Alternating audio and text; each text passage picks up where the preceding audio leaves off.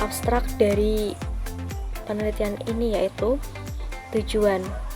Penelitian ini bertujuan untuk menyelidiki sejauh mana kerangka kerja SIS-Trust, prinsip dan kriteria sebagai pendekatan pada pengendalian internal yang digunakan untuk memastikan keandalan sistem informasi akuntansi atau SIA yang diimplementasikan pada perusahaan-perusahaan yang ada di Yordania.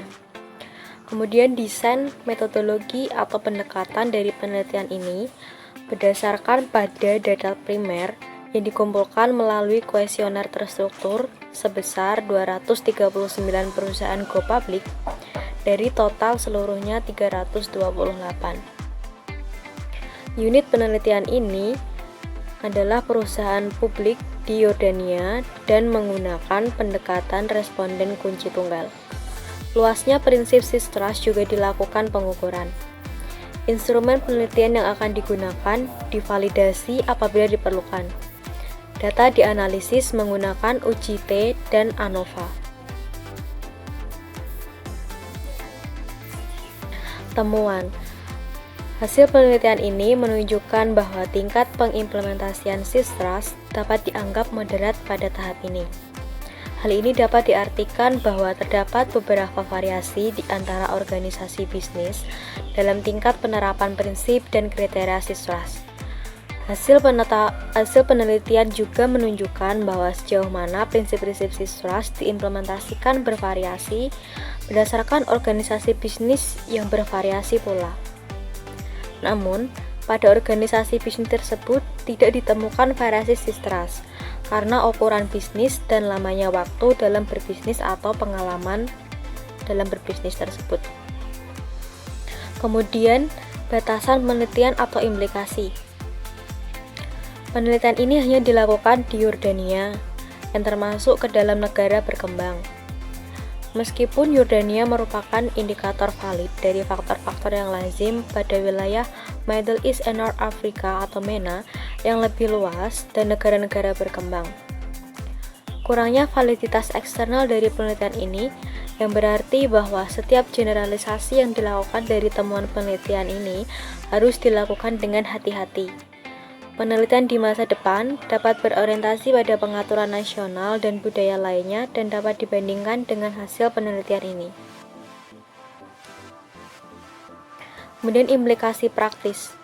Studi ini memberikan bukti perlunya manajemen untuk mengakui pentingnya penerapan prinsip-prinsip dan kriteria SIS-Trust sebagai kontrol internal untuk memastikan keandalan Accounting Information System atau SIA dalam organisasi, dan menyadari mana dari prinsip-prinsip yang sesuai dengan ukuran dan sektor industri pada masing-masing perusahaan. Orisinalitas atau nilai.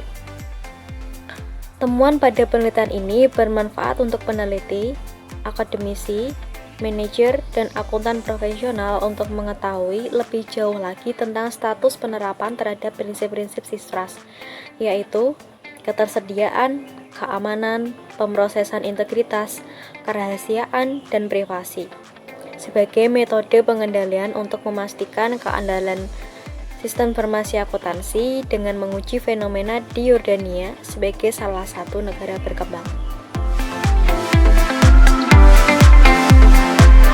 Kemudian lanjut kepada introduction.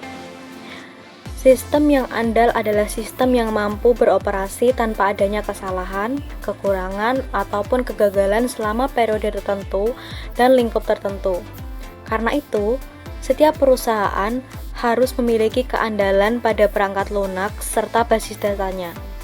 Ramni dan Steinbart 2017 menjelaskan bahwa perangkat lunak dan basis data yang tidak andal dapat membahayakan tidak hanya pada perusahaan, tapi juga pada karyawan yang menggunakannya, serta pada rantai pasokan perusahaan. Penelitian ini penting karena diwakili oleh fakta bahwa penelitian ini diperlukan oleh para praktisi akuntansi, pengguna, dan auditor yang akan menerima pemahaman yang lebih tentang implementasi prinsip-prinsip persyaratan layanan SISRAS dan dapat memberikan pemahaman yang lebih mendalam dalam proses penilaian sistem informasi akuntansi yang diterapkan dalam hal keandalan. Selanjutnya, pemahaman lebih lanjut mengenai literatur empiris tentang keandalan informasi akuntansi harus dapat membantu pembuat kebijakan dan regulator dalam menetapkan standar pelaporan keuangan, serta membantu auditor dalam mengevaluasi keandalan sistem informasi akuntansi. Pemahaman yang lebih mendalam tentang keandalan juga harus dapat membantu para akademisi dalam melakukan penelitian untuk menghasilkan wawasan baru terkait keandalan. Penelitian yang dilakukan akhir-akhir ini telah menekankan perlu serta pentingnya sistem pengendalian internal dalam sistem informasi akuntansi. Terdapat artikel tentang keterkaitan adanya SISRAS sebagai metode kontrol internal untuk menilai keandalan. Dalam literatur akuntansi profesional, terutama yang ditujukan untuk menjelaskan latar belakang dan tujuan layanan SISRAS dan permintaan potensial, seperti dalam Boris et al. 1999, Pucklis and Hales 2000. Mengingat bahwa sebagian besar artikel implementasi sistem informasi akuntansi didasarkan pada kasus-kasus yang ada di Eropa dan Amerika Serikat, tantangan budaya dan perundang-undangan. Meskipun rumit, hal ini menunjukkan adanya beberapa ketidakkonsistenan. Namun, relatif sedikit penelitian yang telah dilaksanakan di negara-negara berkembang, seperti Yordania ini. Yordania merupakan tempat berpijak bagi teknologi baru dan praktik bisnis di Middle East and North Africa atau MENA. Beberapa peneliti berpendapat bahwa di dalam suatu organisasi, perhatian pada standar akuntansi dan hukum negara harus diberikan, karena keduanya akan berdampak pada manajemen akuntansi. Mengidentifikasi sejauh mana persyaratan model SISRAS atau prinsip dan kriteria untuk memastikan keandalan prosesia pada pengimplementasian atau penggunaan pada perusahaan publik di Yordania.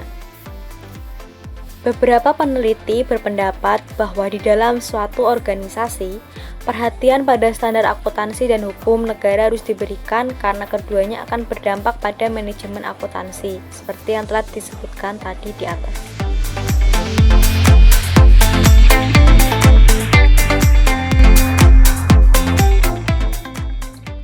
Semua transaksi bisnis membawa faktor resiko, sehingga transaksi yang dimaksudkan tidak akan diproses sesuai dengan rencana awal. Biasanya, faktor risiko dalam perdagangan elektronik lebih besar daripada faktor risiko dalam perdagangan biasa, karena hilangnya mediator atau fungsi manusia yang ada pada pasar fisik tersebut, yang mengindikasikan ketergantungan pada sistem elektronik untuk mencegah atau mengidentifikasi dan memperbaiki kesalahan, menurut Tan dan Deon pada tahun 2002. WebTrust dan SISRAS di sini menangani persyaratan dengan memastikan kepatuhan terhadap standar kontrol yang sudah ada, sehingga dapat menjamin misalnya keandalan, privasi, dan lain-lain yang ada pada suatu sistem, yang berfungsi untuk meningkatkan kepercayaan pelanggan atau konsumen terhadap pelayanan ini. SISRAS adalah layanan jaminan yang secara independen menguji dan memverifikasi keandalan sistem. AICPA atau American Institute of Certified Public Accountant secara ringkas menjelaskan bahwa tujuan keseluruhan SISRAS dengan cara perkembangan dalam teknologi informasi memberikan kekuatan yang jauh lebih besar bagi perusahaan dengan biaya yang jauh lebih rendah, menurut AICPA pada tahun 2013.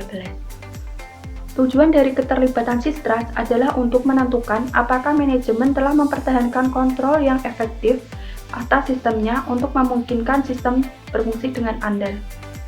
Prinsip-prinsip dan kriteria SISRAS menurut AICPA tahun 2014 dan CICA. Yang pertama ada ketersediaan. Sistem ini tersedia untuk operasi dan digunakan sesuai dengan komitmen atau kesepakatan. Kontrol atas keamanan suatu sistem, mencegah atau mendeteksi gangguan, dan melakukan pengelakan pemisahan tugas, kegagalan sistem, pemrosesan yang salah, pencurian, atau tanpa izin penghapusan data atau sumber daya sistem lainnya. Yang kedua, keamanan. Prinsip keamanan mengacu pada perlindungan sumber daya sistem melalui akses logis dan fisik untuk mendukung pencapaian komitmen dan persyaratan manajemen terkait dengan keamanan, ketersediaan, pemrosesan integritas, dan kerahasiaan. Yang ketiga, ada memproses integritas. Prinsip memproses integritas mengacu pada kelengkapan, akuisisi, validitas, ketepatan waktu, dan otoritas pemrosesan sistem. Integritas pemrosesan ada jika suatu sistem melakukan fungsi yang dimaksudkan dengan cara terhindar dari manipulasi. Kemudian yang keempat ada kerahasiaan. Prinsip kerahasiaan mengacu pada kemampuan sistem untuk melindungi informasi yang ditetapkan sebagai rahasia sesuai dengan komitmen atau kesepakatan. Kebutuhan informasi yang untuk dirahasiakan dapat timbul karena berbagai alasan. Misalnya, informasi tersebut adalah informasi hak milik, informasi yang ditujukan hanya untuk personil perusahaan, atau informasi pribadi, atau sekedar informasi yang memalukan. Yang kelima ada pribadi. Pribadi dapat didefinisikan sebagai hak dan kewajiban individu dan organisasi sehubungan dengan pengumpulan, penggunaan, penyimpanan, pengungkapan, dan pembuangan informasi secara pribadi. Kriteria yang ditetapkan AIJPA dan CIJA dalam prinsip pribadi yang diterapkan secara umum menunjukkan bahwa informasi pribadi dikumpulkan, digunakan, dipelihara, diungkapkan, dan kemudian dihancurkan. Kemudian ada web trust. Web trust berpengaruh positif pada sikap dan atau perilaku pelanggan, tetapi juga memiliki tingkat pengaruh bervariasi sesuai dengan tingkat pengetahuan pelanggan yang mencakup keakraban mereka dengan layanan. Menurut Macaulay et al. Pada tahun 2010, Fortesa dan Ritab pada tahun 2016. Hunton et al. Pada tahun 2002 menemukan bahwa jaminan web trust menghasilkan perkiraan pendapatan dan perkiraan harga saham yang lebih besar. Para peneliti keuangan menunjukkan keyakinan bahwa segel web trust terkait dengan kualitas yang lebih tinggi menciptakan harapan yang lebih baik untuk bisnis di masa depan. Yang keempat ada kriteria pengukuran. Havelka et al. Pada tahun 1998 berpendapat bahwa ekspresi kesepakatan tentang kriteria pengukuran untuk layanan jaminan di antara penyedia dan pengguna akan memungkinkan produksi layanan yang lebih efektif dan efisien. Para peneliti menciptakan kriteria pengukuran untuk layanan jaminan secara umum dan membuat perbandingan pandangan konsultan IT dan pengguna sistem pada signifikansi terkait dengan kriteria tersebut dalam melakukan jaminan sistem. Tetapi sejauh ini belum ada penelitian yang membahas tentang asumsi pengguna mengenai hasil trust atau apa tindakan mereka jika asumsi-asumsi tersebut tidak dipenuhi. Kemudian ada pengalaman organisasi.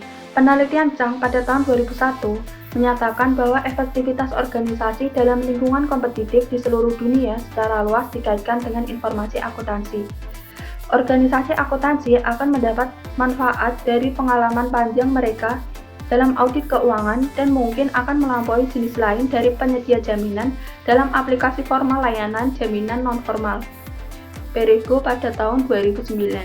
Manfaat yang diusulkan dari pengguna layanan trust termasuk peningkatan kepercayaan pada sistem baik mitra bisnis dan sistem internal seseorang dapat menghindari masalah pengembangan sistem menurut McAfee pada tahun 2000 dan mengurangi biaya asuransi gangguan bisnis menurut Pecklist dan Hillis pada tahun 2000.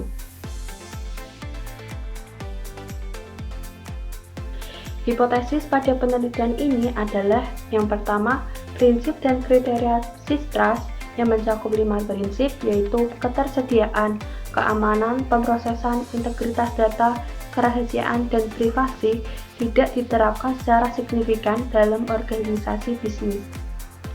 Kemudian yang kedua, tidak ada perbedaan yang signifikan antara organisasi bisnis dalam hal sejauh mana prinsip dan kriteria trust diimplementasikan berdasarkan jenis sektor bisnisnya. Kemudian yang ketiga, tidak ada perbedaan yang signifikan antara organisasi bisnis dalam hal sejauh mana prinsip dan kriteria trust diterapkan berdasarkan ukuran bisnisnya.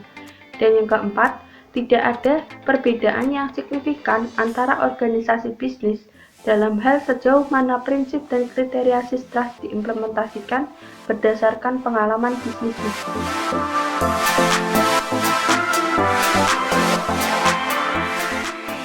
Data penelitian yang digunakan itu dikumpulkan melalui kuesioner yang dikelola sendiri.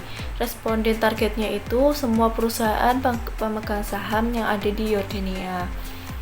Untuk responden utamanya itu adalah manajer, direktur keuangan, atau di bagian keuangan. Identifikasi bisnis individu di negara Yordania itu dapat dilakukan dengan memperoleh nama semua perusahaan serta alamat mereka dari berbagai sumber swasta atau publik untuk mengidentifikasi jenis sektor bisnis dan berbagai jumlah perusahaan di setiap sektor. Pembatasan waktu dan sumber daya keuangan itu dapat membuat inklusi kepada semua perusahaan bisnis yang tidak mungkin. Nah, oleh karena itu, populasi targetnya itu hanya terbatas kepada semua perusahaan pemegang saham yang terdaftar pada dalam database bursa Amnan pada tahun 2016. Pada slide 16, pada tabel 1 itu menunjukkan bahwa karakteristik demokratis populasi penelitian. Sebanyak 328 kuesioner itu dikelola sendiri dan dibagikan kepada responden melalui email dan tulisan tangan. Nah, untuk tingkat respondennya itu 73%. Nah, 68%-nya berasal dari sektor jasa. Awalnya, asisten peneliti ini memanggil perusahaan untuk membuat janji membagikan salinan kuesioner kepada perusahaan mereka. Setelah respondennya menjawab pertanyaan, maka asisten itu mengumpulkan salinan dari mereka. Dalam survei ini, beberapa variabel bersifat faktual, misalnya karakteristik demokratis perusahaan seperti jenis sektor, pengalaman bisnis, dan jumlah karyawan. Sedangkan yang bersifat perseptual yaitu prinsip dan kriteria SISTRUS. Tingkat implementasi prinsip-prinsip dan kriteria SISTRUS itu diukur dengan menggunakan skala Likert, poin dengan jangka mulai dari 1 yang dinyatakan tidak diterapkan sama sekali hingga 7 yang dinyatakan sangat dilaksanakan. Penelitian ini didasarkan pada data primer dan periode waktu cross-seksional.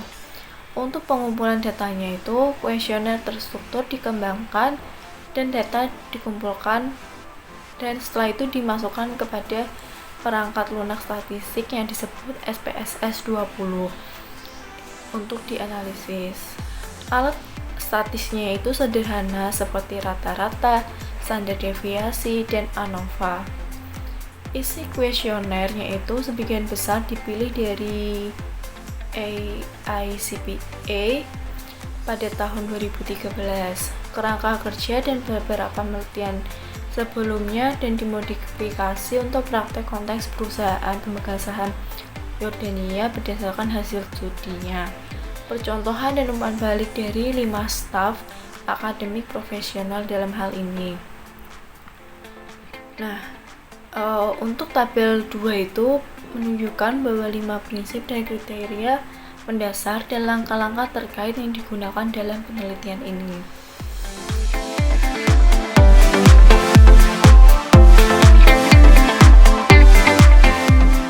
Di sini saya akan menjelaskan mengenai analisis data atau juga bisa disebut dengan pembahasan. Yang pertama, dilakukannya uji reliabilitas.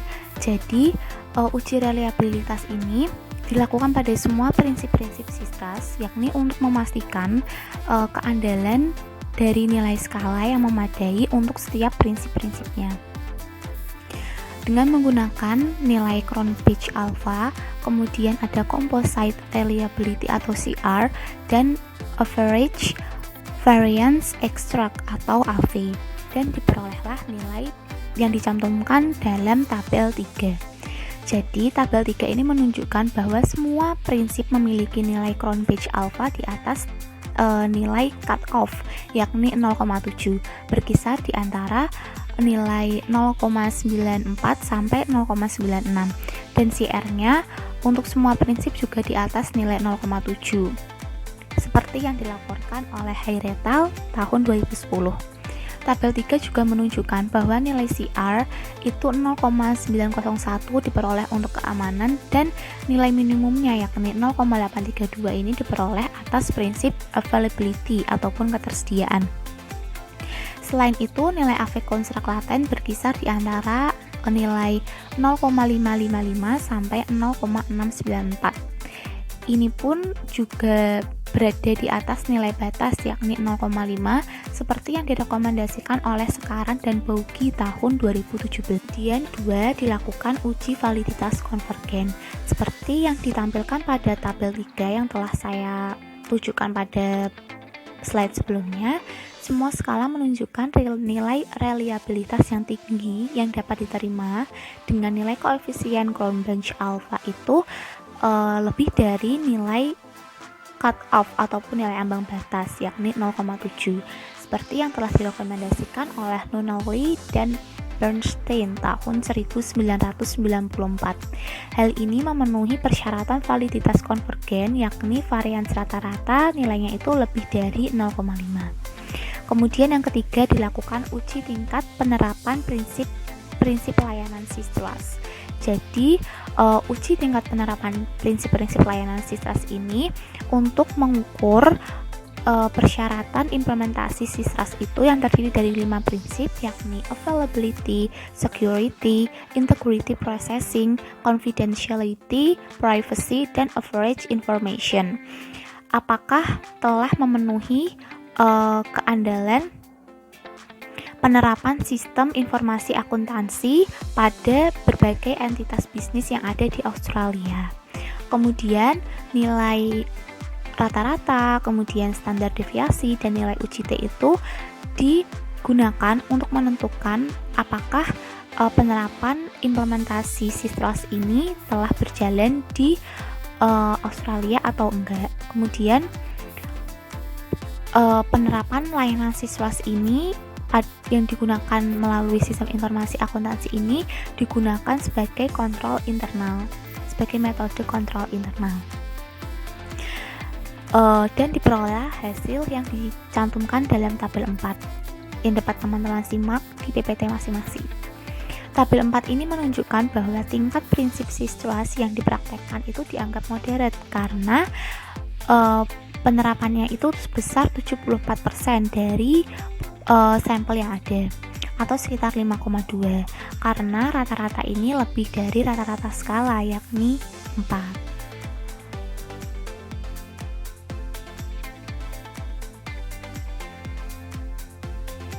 Selanjutnya, pengujian hipotesis. Untuk hipotesis pertama, yakni prinsip dan kriteria SISTRUST yang terdiri dari 5 prinsip tersebut tidak diterapkan secara signifikan dalam organisasi bisnis yang ada di Yordania.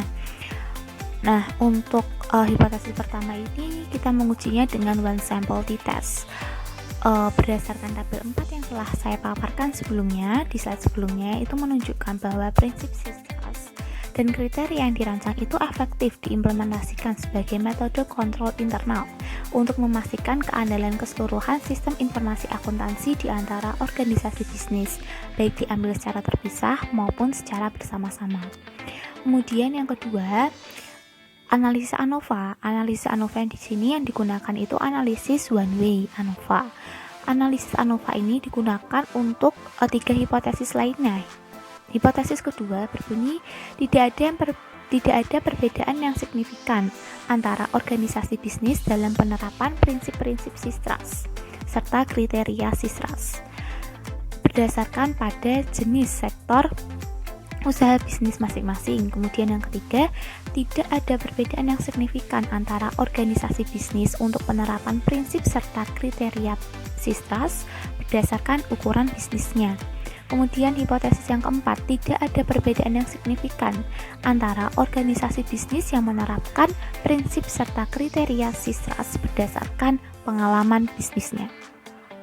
Kemudian untuk hipotesis yang kedua, kita lihat nilai signifikansi untuk availability diperoleh nilai 0, kemudian security diperoleh nilai 0,003, kemudian integrity processing diperoleh nilai 0,026. Saya akan lanjutkan ke slide selanjutnya.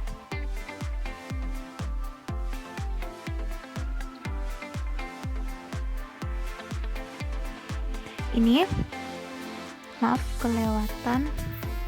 Confidentiality diperoleh nilai 0,003, kemudian privacy diperoleh nilai 0,001. Nah, hasil ini menunjukkan bahwa nilai signifikansi itu diperoleh nilai kurang dari 0,05, sehingga hipotesis tersebut ditolak. Hipotesis sebelumnya berbunyi tidak ada perbedaan yang signifikan antara jenis bisnis apabila menerapkan prinsip serta kriteria SISRAS berdasarkan pada jenis sektor bisnisnya, itu ditolak. Sehingga tabel 5 ini menunjukkan bahwa ada perbedaan yang signifikan antara asal-usul bisnis dalam hal praktik prinsip-prinsip SISRAS, baik diambil secara terpisah atau keseluruhan karena jenis sektor bisnis mereka. Nah, untuk penelitian ini diambil jenis bisnis yakni jasa dan industri. Nah, ketika dibandingkan, ternyata perusahaan jasa ditemukan keunggulan yang signifikan daripada perusahaan industri pada semua prinsip SISRAS. Kemudian hipotesis ketiga,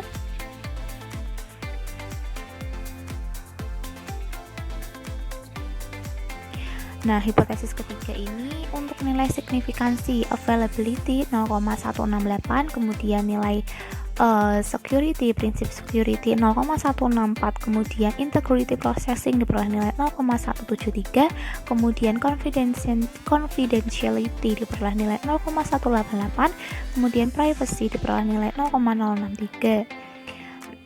Untuk nilai signifikansinya diperoleh nilai lebih dari 0,05, maka hipotesis ini bisa diterima. Hipotesis ketiga yang berbunyi tidak ada perbedaan yang signifikan antara organisasi bisnis dalam penerapan prinsip serta kriteria SISRAS berdasarkan ukuran bisnis mereka. Tabel 6 ini menunjukkan tidak ada perbedaan yang signifikan antara organisasi bisnis dalam hal implementasi prinsip-prinsip dan persyaratan kriteria SISRAS karena ukurannya. Hasil ini menunjukkan bahwa organisasi bisnis tidak bervariasi dalam hal implementasi prinsip-prinsip SISRAS dan persyaratan kriteria SISRAS itu sendiri, baik dilakukan secara bersama-sama atau secara terpisah karena ukuran bisnis mereka masing-masing. Kemudian untuk hipotesis yang terakhir, yakni tidak ada perbedaan yang signifikan antara organisasi bisnis dalam penerapan prinsip-prinsip serta kriteria SISRAS berdasarkan pengalaman bisnis mereka. Kita lihat untuk nilai signifikansi untuk availability diperoleh nilai 0,119, kemudian security 0,527, kemudian integrity processing diperoleh nilai 0,249, kemudian confidentiality diperoleh nilai 0,136, dan privacy diperoleh nilai 0,398. Berdasarkan nilai signifikansi ini, ternyata nilai signifikansinya lebih dari 0,05, maka hipotesis 4 dapat diterima, yakni tabel 7 ini menunjukkan bahwa tidak ada perbedaan yang signifikan antara organisasi bisnis dalam tingkat penerapan kriteria maupun prinsip SISRAS yang berdasarkan pengalaman bisnis mereka. Maka dapat kita simpulkan yang pertama, hasil menunjukkan bahwa sejauh mana prinsip-prinsip SISRAS tersebut dilaksanakan dianggap moderat. Kemudian hasil penelitian menunjukkan bahwa prinsip keamananlah yang paling tinggi diterapkan untuk entitas bisnis yang ada di Jordania. Kemudian yang kedua, apabila dibandingkan pengimplementasian prinsip-prinsip SISRAS, keunggulan signifikan itu diperoleh pada perusahaan jasa pada 5 prinsip SISRAS. Dan sekaligus menjawab hipotesis kedua bahwa ada perbedaan signifikan antara jenis sektor bisnis dalam penerapan kriteria serta prinsip-prinsip SISRAS. Kemudian yang ketiga, penerapan sistem tidak dilakukan demi memperoleh keuntungan sepenuhnya, serta tidak adanya perbedaan yang signifikan dalam penerapan prinsip-prinsip SISRAS baik dari ukuran perusahaan ataupun pengalaman usaha mereka. Ini menjawab hipotesis 3 serta hipotesis 4. Next, selanjutnya. Nah, apa sih keterbatasan serta saran dari penelitian ini? Yang pertama, studi ini hanya dilakukan di satu negara yakni Yordania, serta kurangnya validitas eksternal dari penelitian yang menyebabkan peneliti selanjutnya harus lebih berhati-hati mengeneralisasi hasil dari penelitian ini. Jadi tidak bisa disamakan penelitian yang dilakukan di Yordania ini apakah sama dengan penelitian apabila dilakukan di negara lainnya. Kemudian yang kedua, sarannya untuk penelitian di masa mendatang itu dapat berorientasi pada pengaturan nasional dan budaya lainnya dengan membandingkan hasil penelitian. Kemudian untuk telah introduction, yang pertama yaitu fenomena gap sudah dijelaskan. Kemudian research gap yang dijelaskan mendukung penelitian. Alasan pemilihan sampel sudah dijelaskan. Yang keempat, terdapat problem statement yang mendukung penelitian terdahulu adanya penelitian sudah dijelaskan secara rinci. Kemudian yang terakhir, terdapat tujuan penelitian yang sudah dijelaskan sangat rinci. Literatur review telah dijelaskan secara terperinci, tetapi ada beberapa bahasa yang masih sulit untuk dipahami. Basis penelitian telah dijabarkan secara rinci. Telaah metodologi penelitian. Yang pertama, secara umum, pemaparan metodologi penelitian sudah cukup jelas. Yang kedua, dalam memperoleh data penelitian serta pengumpulan data yang dilakukan itu sudah dijelaskan secara rinci. Yang ketiga, penjelasan mengenai data penelitian serta metodologi pengolahan datanya itu dijelaskan secara umum. Kemudian saya akan melanjutkan untuk telaah data analisis serta pembahasannya itu telaahnya sebagai berikut. Yang pertama, hasil analisis dan pembahasan telah dipaparkan cukup jelas dengan didukung tabel hasil analisis yang telah disampaikan. Kemudian yang kedua, hasil penelitian telah menjawab tujuan dari penelitian ini. Kemudian yang ketiga, langkah-langkah dalam menganalisis telah dijelaskan dengan baik. Jadi tadi langkah-langkahnya ada.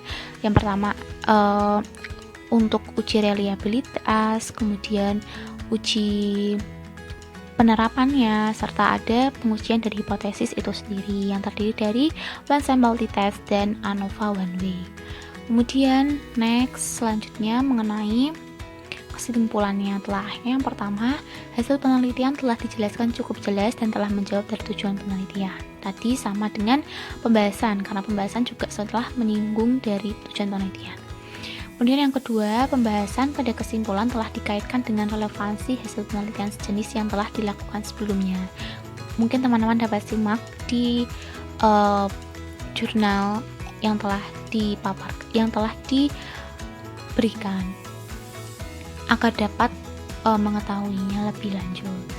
Kemudian next, untuk telaah keterbatasan dan sarannya, dalam pemaparan mengenai keterbatasan dan saran belum dipaparkan secara detail dan jelas karena hanya peneliti itu hanya memberikan satu saran saja, kemudian juga keterbatasannya hanya dipaparkan satu keterbatasannya saja. Mungkin dalam penelitiannya belum dipaparkan mengenai keterbatasan dari penelitian ini apa untuk bahan evaluasi, kemudian juga bisa untuk menjadi masukan penelitian selanjutnya. Oke, yang selanjutnya telaah secara umum. Yang pertama, artikel penelitian ini hanya dilakukan penelitiannya itu di Yordania, sehingga peneliti selanjutnya harus berhati-hati dalam mengeneralisasi hasil dari penelitian ini. Yang kedua, bahasa yang digunakan dalam artikel ini itu tidak mudah dipahami, sehingga untuk pembaca ataupun masyarakat awam harus berhati-hati dalam menerjemahkan bahasa, sehingga tidak menimbulkan persepsi yang salah ataupun salah tafsir. Yang ketiga, hasil penelitian telah dipaparkan secara rinci dan disajikan dalam bentuk tabel yang dijelaskan dengan cukup jelas oleh peneliti.